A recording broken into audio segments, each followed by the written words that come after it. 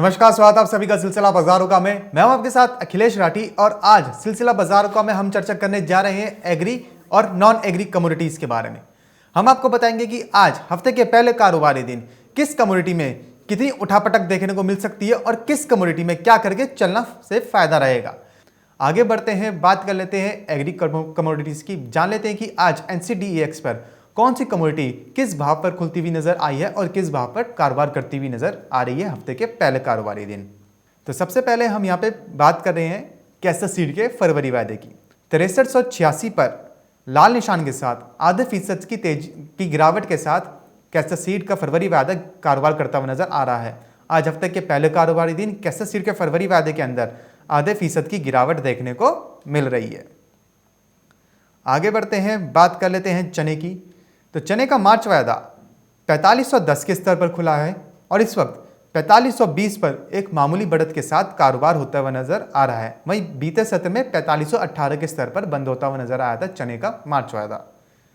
वहीं बात करें अगर बिनौला खल की, तो बिनौला खल का फरवरी वायदा 2118 के स्तर पर खुला है और इस वक्त 2153 पर लगभग 2.25% की तेजी के साथ कारोबार करता हुआ नजर आ रहा है। वहीं बीते सत्र में 2104 के स्तर पर बंद होता हुआ नजर आया था बिनौला खल का फरवरी वायदा। लगातार जानकारी यही बताते हुए नजर आ रहे थे कि बिनौला खल के अंदर 2120 तक के स्तर देखने को मिल सकते हैं, 2150 के भी स्तर देखने को मिल सकते हैं। वहीं वो लेवल अचीव हो चुका है। रूपा जी ने जो बताया था अभी उनसे जानेंगे भी कि क्या करके चलना चाहिए बाकी। उससे पहले जान लेते हैं कि बाकी कमोडिटीज कैसा ट्रेड करती हुई नजर आ रही हैं।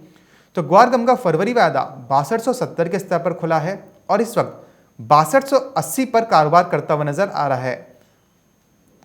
ग्वार गम के फरवरी वायदे के अंदर इस वक्त लाल निशान के साथ कारोबार होता हुआ नजर आ रहा है। वहीं बीते सत्र में 6295 के स्तर पर बंद होता हुआ नजर आया था। बात करें अगर ग्वार सीड के फरवरी वायदे की, तो ग्वार सीड का फरवरी वायदा 3970 के स्तर पर खुला है और इस वक्त 3980 पर मामूली गिरावट के साथ कारोबार करता हुआ नजर आ रहा है। वहीं ग्वार सीड का फरवरी वायदा बीते सत्र में 3985 पर बंद होता हुआ नजर आया था। बात करें अगर गुड़ की, तो गुड़ का अप्रैल वायदा इस वक्त 1100 के पर खुला है। वहीं 1100 के स्तर पर ही कारोबार करता हुआ नजर आ रहा है। बीते सत्र में 1119 के स्तर पर बंद होता हुआ नजर आया था। आपको बता दें कि इस वक्त गुड़ के अप्रैल वायदे के अंदर लगभग 2.25% की गिरावट देखने को मिल रही है। आगे बढ़ते हैं, बात कर लेते हैं जीरे की। तो जीरे का मार्च वायदा 13,215 के स्तर पर खुला है और इस वक्त 13,160 के स्तर पर आधे फीसद से ज्यादा की गिरावट के साथ कारोबार करता हुआ नजर आ रहा है। वहीं बीते सत्र में 13,235 के स्तर पर बंद होता हुआ नजर आया था। बात करें अगर यहां से खाद्य तेलों की, तो खाद्य तेलों में मस्टर्ड सीड का फरवरी वायदा 5580 के स्तर पर खुला है और इस वक्त 5546 पर कारोबार करता हुआ नजर आ रहा है। आपको बता दें कि मस्टर्ड सीड के फरवरी वायदे के अंदर इस वक्त लगभग 1% की गिरावट देखने को मिल रही है। वहीं बीते सत्र में 5602 के स्तर पर बंद होता हुआ नजर आया था। वहीं बात करें अगर रिफाइंड सोया तेल की, तो रिफाइंड सोया तेल का फरवरी वायदा 1043 के स्तर पर खुला है और इस वक्त 1034 के स्तर पर लगभग 1.5% से ज्यादा की गिरावट के साथ कारोबार करता हुआ नजर आ रहा है। आपको बता दें कि बीते सत्र में रिफाइंड सोया तेल का बाजार 1050 के स्तर पर बंद होता हुआ नजर आया था।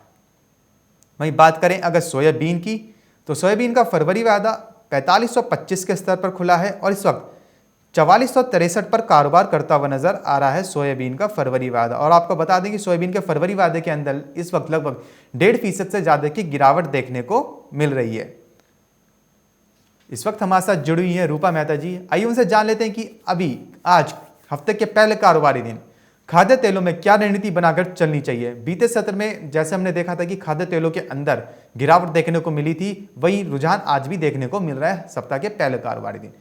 रूपा जी, अगर हम बात करें खाद्य तेलों की, तो खाद्य तेलों में सबसे पहले वही रिफाइंड सोया की बात करें तो आपने हमें पहले ही बता दिया था कि रिफाइंड सोया में 1030 1040 तक के भी स्तर देखने को मिल सकते हैं। रिफाइंड सोया तेल के अंदर इस वक्त लगभग 1.5% की गिरावट देखने को मिल रही है। तो आज रिफाइंड सोया में आपकी तरफ से क्या रणनीति रहेगी, अभी और कितना गिर सकता है रिफाइंड सोया तेल?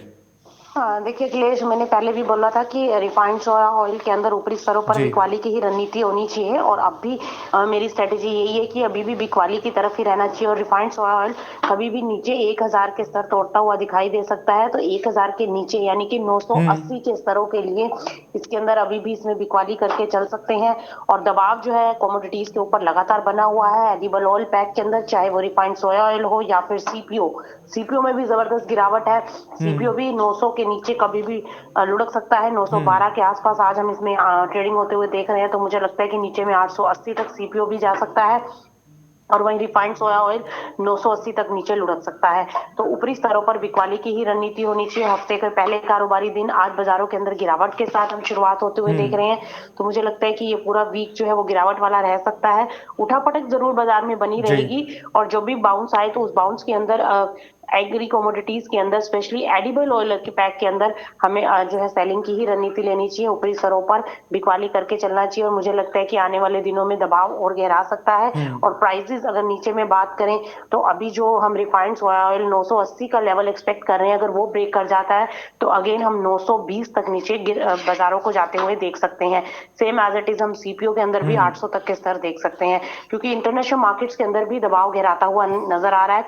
उसके चलते हम्म। अभी सभी एडिबल ऑयल पैक के ऊपर एक प्रेशर बनता हुआ दिखाई दे सकता है। जी। वहीं अगर अखिलेश सोयाबीन की बात करें, तो सोयाबीन भी देखिए, मैंने आपको बोला था कि 4400 के लेवल कभी भी दिखला सकते जी। हैं, और आज 4400 के घरों में कारोबार करते हुए हम सोयाबीन को भी देख रहे हैं। तो मुझे लगता है कि सोयाबीन नीचे में आज जो है 4480 तक नीचे लुढ़क सकता है। वहां सस्टेन कर जाता है तो नीचे में 4420 तक सोयाबीन के भी स्तर देखने को मिल सकते हैं। तो ओवरऑल एग्री कमोडिटीज के अंदर हम्म। एडिबल ऑयल पैक के अंदर दबाव जो है वो बना रह सकता है। तो मेरे हिसाब से इसके अंदर सेल की रणनीति लेकर चलना चाहिए। जिनके पास पोजीशन होल्ड है, बिल्कुल उनको एग्जिट कर देना चाहिए। आगे और दबाव गिराता हुआ दिखाई दे सकता है। जी। तो जैसे कि रूपा जी ने बताया कि रिफाइंड सोया तेल के अंदर अभी ये जो स्तर देखने को मिल रहे हैं, आप इन स्तर पर, ऊपरी स्तर पर बिकवाली करके चल सकते हैं। वहीं बात करें अगर सीपीओ की, तो सीपीओ में 800 तक के लेवल्स देखने को भी मुमकिन है। वहीं बात करें रिफाइंड सोया तेल की, तो रिफाइंड सोया तेल में 1000 से नीचे भी लुढ़क सकता है और 900 के घरों में भी कारोबार करता हुआ नजर आ सकता है रिफाइंड सोया तेल। वहीं रूपा जी, क्या ये मान लिया जाए जिस हिसाब से अभी गिरावट देखने को मिली, तो रिफाइंड सोया तेल में ये जो 1000 से जो नीचे लेवल देखने को मिलेंगे वो आज भी देखने को संभव है? देखिए, ऐसा नहीं है कि आज आज ही ये लेवल्स जो है वो देखने को मिलेंगे। हम्म। हो सकता है आपको एक दो ट्रेडिंग सेशन में ये लेवल्स देखने को मिले, और आज भी पॉसिबल है कि मार्केट अगर करेक्ट होता है, 3-3% टूटता है, तो जरूर ये लेवल्स एक्सपेक्टेड है कि मार्केट दिखला दे। लेकिन अभी जो है एक से दो ट्रेडिंग सेशन में एक्सपेक्टेड है कि ये लेवल्स देखने को मिल सकते हैं। जी। वहीं रूपा जी, अगर बात करें सरसों की, तो सरसों इस वक्त 5550 के स्तर पर कारोबार करती हुई नजर आ रही है। सरसों में भी गिरावट देखने को मिल रही है हफ्ते के पहले कारोबारी दिन। तो अब सरसों का फरवरी वायदा अब यहां से कितना और लुढ़क सकता है? देखिए, सरसों के अंदर भी आगे गिरावट जो है और गहरा सकती है। और अभी हम्म। जो सरसों का फरवरी वायदा है 5558 के आसपास चल रहा है, बल्कि मुझे लगता है कि ये 5500 के घर को तोड़ सकता है, और नीचे में 5400 के आसपास ट्रेड होता हुआ दिखाई दे सकता है इसी वीक के अंदर। हम्म। 5400 के लेवल जो है एक्सपेक्टेड है कि सरसों के अंदर देखने को मिल सकते हैं। लगातार दबाव देखने को मिल रहा है, और मैं लगातार बोलती आ रही हूँ, जब से सरसों 6000 के ऊपर था, मैंने हमेशा आपके चैनल के माध्यम हम्म। से यही कॉल दिया है कि ऊपरी स्तरों पर बिकवाली करके चले। बाजार कभी भी अच्छी खासी गिरावट दिखा सकते हैं, और वही हो रहा है कि सभी एडिबल ऑयल पैक के अंदर गिरावट देखने को मिल रही है। इन लेवल्स के ऊपर खरीदारी नहीं है। जबरदस्त जिन लोगों ने निचले स्तरों पर बाइंग किया था, वो कहीं ना कहीं माल को एग्जिट करते हुए दिखाई दे रहे हैं, जिसके चलते लगातार दबाव जो है हम्म। बना हुआ है। और जो सोयाबीन है वो भी गिरावट के अंदर अब आता हुआ दिखाई दे रहा है।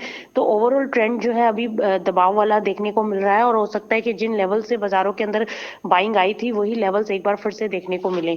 तो मेरे हिसाब से सरसों जो है 5400 के स्तर आने वाले इस वीक के अंदर दिखा सकती है। जी।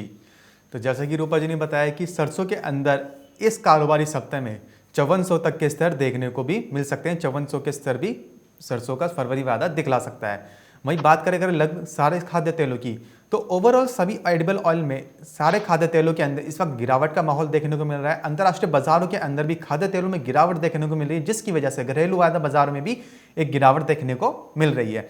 तो रूपा जी की तरफ से यही सलाह रहेगी कि सभी खाद्य तेलों के अंदर जिन्होंने अपनी पोजीशनें ले रखी है, ऊपरी स्तर पर बिकवाली करके एग्जिट हो जाएं, और इन पर अभी खरीदारी के में नहीं सोचे तो बेटर रहेगा। खरीदारी करके बिल्कुल नहीं चलना है, आपको अपनी पोजीशनें सेल करके चलनी है, एग्जिट हो जाना है।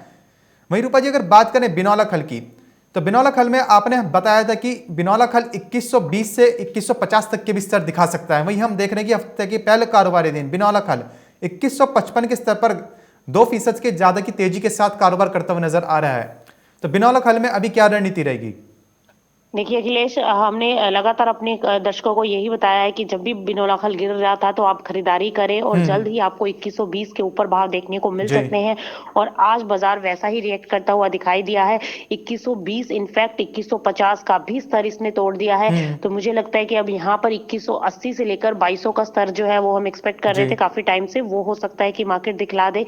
तो इसीलिए बिनौला खल के अंदर अभी तेजी है और 2180 के ऊपर अगर सस्टेन कर जाता है, आज इंट्राडे में जी। एक्सपेक्ट करें कि 2180 तक जा सकता है। वहीं ऊपर अगर ऊपर में बात करें 2180 को अगर क्रॉस कर देता है तो 2220 तक के स्तर हमें देखने को मिल सकते हैं। और उसके बाद जो लंबी तेजी के लिए टारगेट रहेगा वो 2300 का रहेगा। जी। लेकिन अब ये देखना होगा कि मार्केट 2100 के ऊपर सस्टेन होना चाहिए, 2120 के ऊपर अगर सस्टेन रहता है तो वापिस से तेजी 2180 से लेकर 2220 तक रहेगी। और फिर अगर 2220 को भी सस्टेन कर जाता है तो अगेन 2320 तक हम ऊपर जा सकते हैं। तो मुझे लगता है कि बिनौला खल के अंदर अब यहाँ से अगर, क्योंकि पहले भी हमने देखा था कि ये लेवल्स आते हुए दिखाई दिए थे, लेकिन यहाँ से फिर से करेक्शन जो है वो हावी हुई जी। थी और बाजार फिसलते हुए नजर आए थे। लेकिन अब अगर यहाँ से बाजार वापस से तेजी की तरफ है और अगर यहाँ पर सस्टेन कर जाते हैं तो एक लंबी तेजी बनती हुई दिखाई दे सकती है। और एक बार फिर से बाजारों के अंदर हम वापिस से 2300 के ऊपर बाजारों के भाव देख सकते हैं बिनौला खल के। तो बिनौला खल के अंदर आगे तेजी का रुझान है, जी। इसके अंदर खरीदारी में ही रहना चाहिए। जी। तो रूपा जी क्या ये मान लिया जाए कि आज जो लेवल्स बिनौला खल में देखने को मिल रही है, जो तेजी देखने को मिल रही है, इन लेवल्स पे भी खरीदारी करके चला जा सकता है या फिर थोड़ा डिप का वेट करें? अखिलेश नहीं, इन लेवल्स के ऊपर बिल्कुल भी हम बाइंग की रिकमेंडेशन नहीं देंगे, क्योंकि आपको पता है कि जब भी बाजार ऊपर होते हैं तो उन लेवल्स के जी। ऊपर बाइंग करने से आपका स्टॉप लॉस बहुत बड़ा हो जाता है। जब 2000 के नीचे फिसल रहा था मार्केट, तब मैंने सभी को यही, आपके दर्शकों को यही बोला था कि नीचे में आप 1920 या 1940 के स्टॉप लॉस के साथ बाइंग ले। ये पोजीशन जो है वो बहुत छोटे स्टॉप लॉस के साथ थी और इसमें प्रॉफिट बहुत लंबा था। लेकिन अगर आप इन लेवल्स के ऊपर बाइंग करते हैं तो आपका स्टॉप लॉस बहुत बड़ा है, आपको स्टॉप लॉस वही रखना है 1920 या 1940 का, और यहां से आपका स्टॉप लॉस बहुत बड़ा हो जाता है। इसलिए इन लेवल्स के ऊपर बाइंग करना काफी रिस्की हो सकता है। तो यहां पर अगर आप बाइंग करते भी हैं तो 2100 का छोटा स्टॉप लॉस लेकर बाइंग करें, क्योंकि इनके ऊपर फिर अगर मार्केट जो करेक्ट हुआ तो फिर वापस से वही लेवल्स के ऊपर जा सकता है। तो इसीलिए स्टॉप लॉस जरूर फॉलो करें। और जिन लोगों ने नीचे से बाइंग किया हुआ है उनको भी मेरा रिवाइज स्टॉप लॉस 2100 का रहेगा। एक बार जी। हम 2100 पर सभी प्रॉफिट बुक करेंगे, अगर 2100 का लेवल टूटेगा तो फिर वापस करेक्शन आ सकती है। तो यहाँ से रिवाइज स्टॉप लॉस रखना है आपको। जी। 2100 के स्टॉप लॉस के साथ हमें पोजीशन होल्ड रखनी है। फ्रेश एंट्री भी किसी को लेनी है तो भी 2100 का स्टॉप लॉस रहेगा। 2100 के स्टॉप लॉस के साथ हम अभी पोजीशन को कंटिन्यूएशन में करेंगे। और फिर अगर 2180 के ऊपर मार्केट सस्टेन करता है तो फिर हम नेक्स्ट टारगेट जो है वो 2220 का लेकर चलेंगे। तो इसलिए इस स्ट्रेटेजी के साथ आपको बाइंग करना है। और अगर जिन्होंने नीचे से किया है उनके लिए भी 2100 का स्टॉप लॉस है, जो फ्रेश एंट्री लेना चाहते हैं उनके लिए भी 2100 का स्टॉप लॉस है। इस स्टॉप लॉस के साथ आप अपनी रणनीति बना सकते हैं। जी। रूपा जी आपने तो पहले से ही बता दिया है कि बिनौला खल के अंदर लॉन्ग टर्म में तेजी ही है और 2300 तक के भी स्तर देखने को मिल सकते हैं अगर 2200 के ऊपर सस्टेन कर जाता है। हमारे साथ इस वक्त दर्शक जुड़े हुए हैं रनीपा जय जी, जिनका सवाल बिनौला खल को लेकर आ रहा है। इनका सवाल है कि क्या 2300 के स्तर बिनौला खल के फरवरी वायदे में भी देखने को मिल पाएंगे? देखिए बिल्कुल पॉसिबल है कि 2300 का भी स्तर जो है वो देखने को मिल सकता है, क्योंकि आगे भावों के अंदर जो है तेजी का रुझान बनता हुआ दिखाई दे सकता है। तो 2300 का स्तर संभव है कि फरवरी एंड तक आपको देखने को मिल जाए। जी। रूपा जी जैसे कि आपने अभी बताया कि बिनौला खल में अभी देखना ये होगा कि जैसे आज तेजी देखने को मिल रही है, क्या अगले दिन, क्या कल को और उसके नेक्स्ट एक दो ट्रेडिंग सेशंस में क्या ये सस्टेन कर पाता है? रूपा जी अगर सस्टेन नहीं कर पाता है तो क्या वो निचले स्तर अच्छे रहेंगे बिनौला खल में खरीदारी करके चलने के लिए? देखिए बिल्कुल अभी जो है लेवल्स जो है वो खरीदारी के ही हैं, अभी तेजी का ही रुझान है। और अगर बाजार 2100 के नीचे लुढ़कता है तो फिर मौके मिलेंगे खरीदारी के। रेंज हो सकता है कि पकड़ ले मार्केट, लेकिन तेजी की तरफ ही है। तो इसीलिए बिनौला खल के अंदर जो भी गिरावट आए उसमें आपको खरीदारी ही करनी है। और मेरे हिसाब से अभी बाइंग में रहना चाहिए। जब तक 2300 का स्तर टच नहीं हो जाता तब तक ये बाजार तेजी में रह सकता है। जी। हमारे साथ दर्शक चुने हैं ताराचंद घांची जी, जिनका सवाल सोयाबीन को लेकर आ रहा है कि रूपा जी सोयाबीन का लेवल दे दीजिए, बाई करना है। ताराचंद जी उनकी तरफ से बाइंग की सलाह नहीं है, उनकी तरफ से सेलिंग की ही सलाह है। आपको ऊपरी स्तर पर बिकवाली करके चलना है, खरीदारी करके नहीं चलना है। वो काफ़ी समय से खाद्य तेलों के अंदर ऊपरी स्तर पर बिकवाली करके चलने की सलाह दे रही हैं, तो बाई की सलाह नहीं रहेगी। वहीं रूपा जी अगर बात करें अगर चने की, तो चने में अभी हम देख रहे हैं कि आज चना 4500 के ऊपर कारोबार करता हुआ नजर आ रहा है। 4525 का भी अभी तक हाई लगा चुका है। तो क्या ये मान लिया जाए कि चना 4500 के ऊपर सस्टेन हो चुका है? नहीं अखिलेश, मुझे नहीं लगता कि चना जो है 4500 के ऊपर जो है वो सस्टेनेबल है। अभी तेजी आ रही है तो वेट करें। ऊपरी स्तरों पर मेरे हिसाब से बिकवाली की ही रणनीति रखनी है। अगर 4525 के ऊपर है तो 4540 या 4560 वट एवर अगर ऊपर तक जाता है, जो भी लेवल्स दिखते हैं, तो उसके अंदर बिकवाली की ही रणनीति होनी जी। चाहिए। इनफैक्ट करंट लेवल्स पर भी बिकवाली कर सकते हैं। मेरे हिसाब से चने के अंदर तेजी नहीं है, बाउंस बैक है और एक शॉर्ट कवरिंग आप इसको कह सकते हो कि मार्केट के अंदर देखने को मिल रही है। इस शॉर्ट कवरिंग के अंदर आपको बिकवाली की ही रणनीति अपनानी चाहिए। मैंने पहले भी बताया था कि चना एक रेंज बाउंड है, ऊपर में मैक्सिमम 4500 तक जा सकता है, कोई बड़ी बात नहीं है। 4500 और नीचे में 4300 हम लेवल एक्सपेक्ट कर रहे थे कि ये लेवल्स एक्सपेक्टेड है, और आज भी मार्केट जो है 4520 के ऊपर जरूर ट्रेड कर रहा है। तो मुझे लगता है काफी अच्छे लेवल्स हैं, आप यहाँ पर बिकवाली कर सकते हैं। ऊपर में स्टॉप लॉस आप 4560 का लगा सकते हैं और नीचे में लेवल्स जो हैं वो मुझे लगता है कि वापस से चना जो है 4400 से लेकर 4300 तक नीचे आ सकता है। तो यहाँ से 200 रुपए की गिरावट के लिए 50 से 60 रुपए के स्टॉप लॉस के साथ बिकवाली करके चल सकते हैं। जी, तो जैसा कि रूपा जी ने बताया कि ये जो लेवल देखने को मिल रहे हैं चने में 4440, 4540 और 4560 जो भी ऊपरी स्तर मिले आप उस पर बिकवाली करके चल सकते हैं, क्योंकि चने के अंदर उनके अनुसार अभी और तेजी देखने को नहीं मिलेगी। चने के अंदर दोबारा से 4400 से लेकर 4300 तक के स्तर देखने को मिल सकते हैं। इसलिए जिन्होंने चने में अपनी पोजीशंस ले रखी हैं तो उनके लिए रूपा जी की तरफ से यही सलाह रहेगी कि हर ऊपरी स्तर पर बिकवाली करके चलें। वहीं रूपा जी अगर बात करें मसालों की, तो मसालों में आज कैसे रुझान देखने को मिल पाएगा? हम देख रहे हैं कि जीरा इस वक्त 13,100 के स्तर पर लगभग 1% की गिरावट के साथ कारोबार करता हुआ नजर आ रहा है। अगले जीरे के अंदर देखिए 12,800 के स्टॉप लॉस के साथ इस पे भी बाइंग की ही रणनीति होनी चाहिए। थोड़ा बहुत बाजार दिखा सकता है, लेकिन 12,800 का स्टॉप लॉस लगाकर आपको 13,000 के अराउंड जो है इसमें बाइंग की ही रणनीति लेनी चाहिए। मुझे लगता है कि तेजी बनी रह सकती है। अगले महीनों के वायदे के अंदर आप इसके अंदर बाइंग पोजीशन बना सकते हैं। जीरे के साथ साथ आप हल्दी में भी बाइंग में रह सकते हैं, क्योंकि जैसे कि हल्दी में हम एक्सपेक्ट कर रहे हैं कि अब यहाँ से 6500 के टारगेट देखने को मिल सकते हैं। तो इन दोनों कमोडिटीज के अंदर आप खरीदारी की तरफ जा सकते हैं। ये कमोडिटीज जो है लॉन्ग टर्म प्रोस्पेक्टिव से आपको प्रॉफिट देती हुई दिखाई देंगी, तो बाय ऑन डिप की स्ट्रेटेजी रखनी चाहिए। जो भी गिरावट आती है उस गिरावट के अंदर आप खरीदारी करके चल सकते हैं। जी रूपा जी, क्या ये बाय ऑन डिप की सलाह धनिया के लिए भी रहेगी? देखिए धनिया के अंदर अखिलेश बहुत सुस्ती के साथ कारोबार देखने को मिल रहा है, और धनिया का अभी जो है कमोडिटी जो है ये दबाव के अंदर ज्यादा ट्रेड होती हुई दिखाई दे रही है। तो मुझे लगता है कि अभी थोड़ा सा धनिया को अवॉइड करें, धनिया के अंदर फ्रेश एंट्री नहीं लेनी चाहिए। ओवरऑल ट्रेंड देखिए 200-300 रुपए की तेजी दिखा सकता है, लेकिन बहुत ज्यादा तेजी के अंदर नहीं है। तो उसके हिसाब से आप 100-200 की तेजी के लिए बाइंग में जा सकते हैं, लेकिन ज्यादा लंबी अभी तेजी एक्सपेक्टेड नहीं है।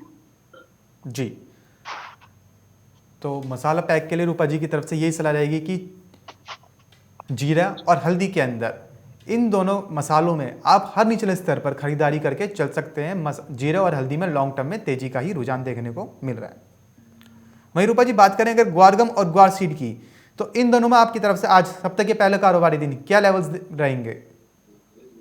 देखिए अच्छी रैली आई है, पर मुझे बहुत ज्यादा तेजी की उम्मीद नहीं है। अभी भी मैं यही बोलूंगी कि जो ग्वार गम है वो ऊपर में 6300 के ऊपर सस्टेन होता है तो 6500 मैक्सिमम अपसाइड हो सकता है, और सीट 4000 के ऊपर सस्टेन करेगा, क्लोजिंग देगा, तभी लंबी तेजी बनेगी। अदरवाइज बहुत ज्यादा अपसाइड मोमेंटम नहीं है। आज इंट्राडे में थोड़ा बाजार ऊपर जा सकता है। सीड की बात करें तो ऊपर में मुझे लगता है कि 4020 से लेकर 4040 का स्तर हो सकता है। वहीं अगर गम की बात करें तो 6340 तक ऊपर जा सकता है, लेकिन यहाँ से दबाव बढ़ सकता है और ऊपरी स्तरों पर एक बार फिर से बिकवाली जो है हावी होते हुए देख सकते हैं। काफी सीमित दायरे में बाजार है, तो ऊपरी स्तरों पर बिकवाली की रणनीति होनी चाहिए। जो भी बाजारों के अंदर अपसाइड मोमेंटम देखने को मिले वहां पर बिकवाली करके चल सकते हैं। जी, वहीं रूपा जी बात करें अगर मक्के की, तो मक्के में हम देख रहे हैं कि इस साल जो कैरी ओवर स्टॉक है मक्के का वो भी कम देखने को मिल रहा है, और जिस हिसाब से साल 2020 में मक्का किसानों को भाव बहुत ही कम मिले हैं, मक्के किसानों को काफ़ी नुकसान भरा रहा है साल 2020, जिसकी वजह से किसानों का जो रुझान है मक्के की तरफ से हट गया था। इसकी वजह से उसकी सोइंग में भी हम देख रहे हैं थोड़ी गिरावट देखने को मिल रही है। तो क्या माना जाए कि आने वाले टाइम में मक्के की कीमतों में उछाल देखने को मिल सकता है? देखिए अभी जो है डिमांड भी अखिलेश इम्पैक्ट डालती हुई नजर आई है, क्योंकि डिमांड हम्म। भी नहीं है, इस वजह से जी। प्राइजेस के अंदर दबाव है। और ये डिमांड फैक्टर तो अभी उभरा है, लेकिन पोल्ट्री इंडस्ट्री की जो डिमांड इफेक्ट हुई है, लेकिन मक्के के प्राइसेस तो पहले ही बहुत नीचे चल रहे थे, अब डिमांड भी नहीं है, तो इस वजह से दोहरी मार पड़ती हुई दिखाई दी है और कीमतों के ऊपर और ज्यादा दबाव गिराता हुआ दिखाई दिया है।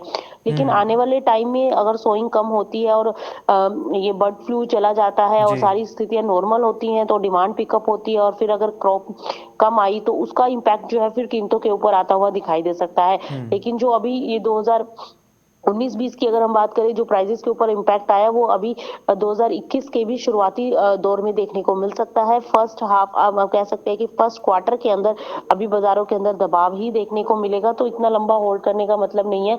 मेरे हिसाब से ये वाली जो पिछली क्रॉप थी उसके प्राइजेस यही रहेंगे, जब आगे नई क्रॉप आएगी उसके ऊपर इम्पैक्ट पड़ेगा। हो सकता है अगर अराइवल्स कम होते हैं, क्रॉप कम होती है और डिमांड पिकअप हो जाती है तो फिर एक तेजी बनती हुई दिखाई दे सकती है। लेकिन हाल फिलहाल में कोई हम्म। बहुत ज्यादा तेजी की उम्मीद है ही नहीं मार्केट के अंदर, और ना ही कोई बायर है, तो इसलिए मुझे लगता है कि आगे दबाव जो है इस कमोडिटी के अंदर बना रह सकता है। इसके अंदर बिकवाली की ही रणनीति होनी चाहिए, माल को होल्ड नहीं करना चाहिए। हम्म। अगला सीजन जो है वो हो सकता है कि थोड़ा सा बाजारों में सस्टेनेबिलिटी ले आए, लेकिन फिलहाल के लिए बाजारों के अंदर दबाव बना रह सकता है। जी। तो जैसा कि रूपा जी ने बताया कि मक्के के अंदर अगर क्योंकि डिमांड भी इम्पैक्ट हुई है, पोल्ट्री पोल्ट्री इंडस्ट्री की भी, पोल्ट्री तबके से जो डिमांड आ रही थी मक्के की वो बर्ड फ्लू के कारण इफेक्ट होती हुई नजर आई है, काफ़ी ज़्यादा प्रभाव पड़ा है जिसकी वजह से हालांकि मक्के की जो सोइंग है जानकारों के अनुसार, जो एग्रीकल्चर के जो जानकार हैं उनके अनुसार आगे कम देखने को मिल सकती है और पिछला जो स्टॉक है वो भी कम देखने को मिल सकता है। लेकिन अभी फिलहाल के लिए आप मक्के में बिकवाली करके ही चलें। वहीं रूपा जी हमारे साथ बहुत सारे दर्शक जुड़े हैं जिनका सवाल लगातार दालों को लेकर आ रहा है। आपने चने का तो बता ही दिया कि ऊपरी स्तर पर बिकवाली करके चले, अगर बात करें अन्य दाल दलहन की जैसे मूंग, मोट, उड़द, तो इनमें क्या सलाह रहेगी?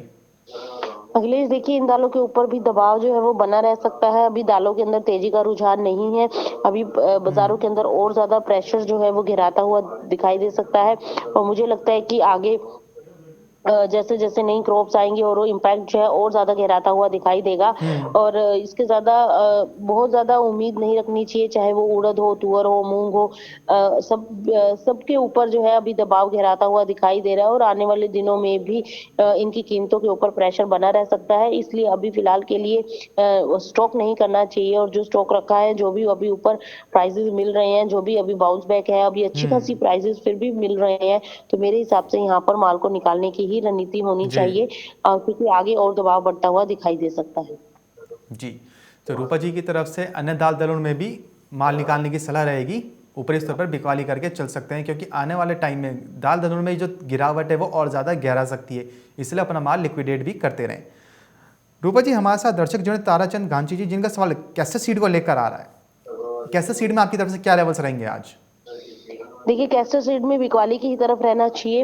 मैंने कैस्टर में और चने में दोनों में ही रेंज हम्म। बताई थी कि 43 से 4500 की रेंज है, जी। और जो कैस्टर है आज 4388 के आसपास कारोबार करता हुआ दिखाई दे रहा है, तो मुझे लगता है कि दबाव और वह गिरा सकता है। नीचे में 4340 तक मार्केट गिर सकता है, 4340 से लेकर 4320 तक की गिरावट हो सकती है। तो इसलिए अभी इसके अंदर बिकवाली की ही रणनीति होनी चाहिए आज इंट्राडे के लिए, और अभी इसके अंदर बाइंग को अवॉइड करें। अगर 4300 के नीचे मार्केट लुढ़कता है तो और ज्यादा दबाव आता हुआ दिखाई दे सकता है, तो मेरे हिसाब से अभी इसके अंदर बाइंग नहीं करना चाहिए। नीचे में 40 से लेके 4300 तक के लेवल्स एक बार देखने को मिल सकते हैं, यानी आज इंट्राडे में भी 60 से 40 रुपए की गिरावट आ सकती है। जी। वहीं रूपा जी बात करें अगर कपास की, तो हमारे साथ बहुत सारे दर्शक जुड़े जिनका सवाल लगातार कपास को लेकर आ रहा है, वो जानना चाह रहे हैं कि क्या कपास के अंदर अभी और तेजी देखने को मिल पाएगी जिस हिसाब से देखिए, प्रोडक्शन के बिल्कुल आंकड़े निकल कपास के के अंदर सामने आ रहे तेजी का हैं? ही रुझान है अखिलेश, जैसे कि आज हम वायदा के अंदर भी देख रहे हैं। अगर कपास की बात करें, हम्म। एनसीटीएक्स के ऊपर भी आज भाव जो है वो एक अपसाइड मोमेंटम दिखाते हुए नजर आ रहे हैं। ओवरऑल ट्रेंड जो है वो तेजी का ही है, 1218 पर बाजार जो है वो कारोबार करता हुआ दिखाई दे रहा है, और जैसे कि हमने पहले भी बताया था कि 1200 के ऊपर मार्केट जा सकता है, और आज जो है 1220 के ऊपर अगर निकलता है तो फिर तेजी जो है वो 1240 तक वायदा के अंदर देखने को मिल सकती है। कपास के साथ साथ कॉटन ऑयल सीड केक के अंदर भी तेजी है, कॉटन के अंदर भी अपसाइड मोमेंटम है। और जैसे कि हमने नरमे के लिए भी बताया था कि ऊपर में नरमे के अंदर भी एक तेजी बन सकती है। और ओवरऑल सभी कोमोडिटीज के अंदर कॉटन और इसके बाय प्रोडक्ट्स के अंदर एक अपसाइड मोमेंटम बनता हुआ दिखाई दे सकता है। आज अगर हम एमसीएक्स की बात करें तो एमसीएक्स पर थोड़ा सा बाजारों के अंदर दबाव जरूर देखने को मिल रहा है, हल्का लाल निशान है, लेकिन यहाँ पर वापस से खरीदारी लौटती हुई दिखाई दे सकती है और तेजी बन सकती है। मुझे नहीं लगता कि कॉटन के अंदर कोई भी बहुत ज्यादा गिरावट के आसार है। फिलहाल खरीदारी की तरफ रहना चाहिए और ऊपरी स्तरों पर आप फिर प्रॉफिट बुक करें अपना। और अभी इंट्राडे प्रोस्पेक्टिव से भी कपास, कॉटन और कॉटन ऑयल सीड केक, इन तीनों ही कमोडिटीज के अंदर तेजी का रुझान बना रह सकता है। जी, हमारे साथ अभी भी दर्शक जुड़े हैं, यश मल्लू जी, जिनका सवाल है कि सोयाबीन में रिकवरी हो सकती है क्या? नहीं यश जी, अभी सोयाबीन के अंदर गिरावट का ही माहौल देखने को मिल रहा है और सोयाबीन के अंदर 4300-4400 तक के लेवल्स देखने को मिल पाएंगे। तो इसलिए सोयाबीन के अंदर अभी खरीदारी की सलाह बिल्कुल भी नहीं है रूपा जी की तरफ से। सोयाबीन के अंदर उनकी तरफ से ऊपरी स्तर पर बिकवाली की ही सलाह है। सोयाबीन के अलावा अन्य खाद्य तेलों में जैसे रिफाइंड सोया तेल और सरसों के अंदर भी रूपा जी की तरफ से ऊपरी स्तर पर खरीदारी की ही सलाह है, बाई की सलाह बिल्कुल भी नहीं है। रूपा जी, हमारे साथ दर्शक जुड़ी हुई हैं पूजा जी, जिनका सवाल ग्वार सीड को लेकर है। इनका कहना है कि ग्वार सीड क्या सेल करके चला जा सकता है फरवरी वादा 3949 के पोजीशन पर? देखिए बिल्कुल कर सकते हैं, ग्वार सीड के अंदर आप सेलिंग कर सकते हैं। इंस्टेड ऑफ आप फेब्रवरी कॉन्ट्रैक्ट अगर आप मार्च कॉन्ट्रैक्ट में सेलिंग करें तो आई थिंक ज्यादा बेटर रहेगा। तो वैसे करंट में लेवल्स पर भी आप कर सकते हैं, करंट वायदे के अंदर भी, नहीं तो आप मार्च वायदा में करें पोजीशन तो ज्यादा सही रहेगा। तो 4040 जो प्राइस आ रहा है इस लेवल पर आप बिकवाली करके चल सकते हैं। और मेरे हिसाब से ऊपर में आपको एक बार 4120 का स्टॉप लॉस रखना चाहिए नेक्स्ट वायदे के अंदर, और नीचे में 3800 के टारगेट देखने को मिल सकते हैं। और अगर आप करंट वायदा में पोजीशन बनाते हैं तो ऊपर में आपको 4040 का स्टॉप लॉस रखना है और नीचे में 3920 का टारगेट आपको देखने को मिल सकता है। तो ये वाले लेवल्स के अकॉर्डिंग आप अपनी पोजीशन बनाकर चल सकते हैं। जी, वही रूपा जी, हमारे साथ दर्शक जुड़े हैं कपिल पाटीदार जी, जिनका सवाल धनी को लेकर है। ये जानना चाहिए कि धनी का जो बाजार है वो कब बढ़ सकता है? देखिए अभी ये धनिया के अंदर तेजी का रुझान बनता हुआ नजर नहीं आ रहा है। आगे चल के थोड़ा बहुत बाजार अगर पिकअप होता है, अराइवल्स के ऊपर बहुत कुछ डिपेंड करेगा, लेकिन धनिया का स्टॉक बहुत अच्छा खासा है। ऐसी बहुत ज्यादा कोई तेजी वाली अभी बात नजर नहीं आ रही है। मंडियों में जो है पोजीशन कुछ अलग देखने को मिल रही है, लेकिन मार्केट जो है अलग तरीके से रिएक्ट करता हुआ नजर आ रहा है। तो फिलहाल के लिए इस कमोडिटी के अंदर दबाव बना रह सकता है। तो मेरे हिसाब से एक बार धनिया को दूर करें, अवॉइड करें इसके अंदर कोई भी पोजीशन फ्रेश बनाना। धनिया के अंदर ज्यादा तेजी की उम्मीद अभी नहीं है। जी, रूपा जी, हमारे साथ दर्शक जुड़े हैं सिकंदर मलिक जी, जो राइस के बारे में जानना चाह रहे हैं कि राइस के अंदर अभी कितनी तेजी या मंदी देखने को मिल पाएगी, क्या पोजीशन रखनी चाहिए अभी? देखिए राइस के अंदर अभी थोड़ा सा पोजीशनें आप बाइंग की ले सकते हैं, क्योंकि उम्मीद की जा रही है कि आगे और पिकअप हो सकता है। गवर्नमेंट की तरफ से भी धान की अच्छी खासी जो है वो खरीदारी की गई है एमएसपी के ऊपर, और आगे भी बाजारों के अंदर तेजी का ही रुझान बनता हुआ दिखाई दे रहा है। एक्सपोर्ट डिमांड्स पिकअप हो रहे हैं, तो लगता है कि मार्केट ऊपर जा सकता है। तो आप इसके अंदर खरीदारी करके चल सकते हैं। जी, हमारे साथ बिल्कुल अभी दर्शक जो हैं लखन गोयल जी, जिनका सवाल चने को लेकर आ रही है कि चने में क्या लगता है। लखन जी, रूपा जी ने पहले ही बता दिया था कि चने के अंदर एक रेंज बाउंड एक्टिविटी होती हुई नजर आएगी। चना एक सीमित दायरे में ही कारोबार करता हुआ नजर आया था। रूपा जी ने पहले ही बता दिया था मार्केट टाइम्स टीवी पर कि चना 4300 से 4500 तक के स्तर दिखा सकता है और इसी सीमित दायरे में कारोबार करता हुआ नजर आ सकता है। वहीं चने में आपको ऊपरी स्तर पर बिकवाली करके ही चलने की सलाह रहेगी रूपा जी की तरफ से। रूपा जी, आज के लिए हफ्ते के पहले कारोबारी दिन ऐसी कौन सी एग्री कमोडिटीज रहेंगी जो सबसे ज्यादा मुनाफे का सौदा साबित हो सकती हैं? अखिलेश, एज यूजुअल हमारे लिए आज फिर एडिबल ऑयल पैक के अंदर जो है आप पोजीशन बना सकते हैं आज इंट्राडे प्रोस्पेक्टिव से भी और लॉन्ग टर्म प्रोस्पेक्टिव से भी। आई थिंक रिफाइंड ऑयल के अंदर आप सेलिंग करके चल सकते हैं। नीचे में आपको 1000 के स्तर देखने को मिल सकते हैं। सरसों में सेलिंग करें 5400 के स्तरों के लिए। सोयाबीन आप बेच कर चल सकते हैं, और इसके साथ ही अगर आपको बिनोला खल के अंदर बाइंग पोजीशन बनानी है तो उसके अंदर आप बाय करके चल सकते हैं। तो ये सारी कमोडिटीज आपको बेनिफिट देती हुई नजर आ सकती हैं। चने के अंदर आप बिकवाली की रणनीति लगा सकते हैं।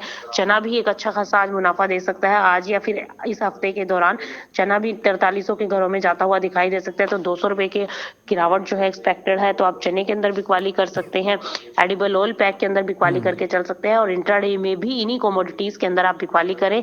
हो सकता है आपको आज इंट्राडे में 50 से 60 रुपए का मुनाफा आज देखने को मिल सकता है। जी, बहुत शुक्रिया रूपा जी हमारे साथ जुड़ने के लिए और जानकारी साझा करने के लिए।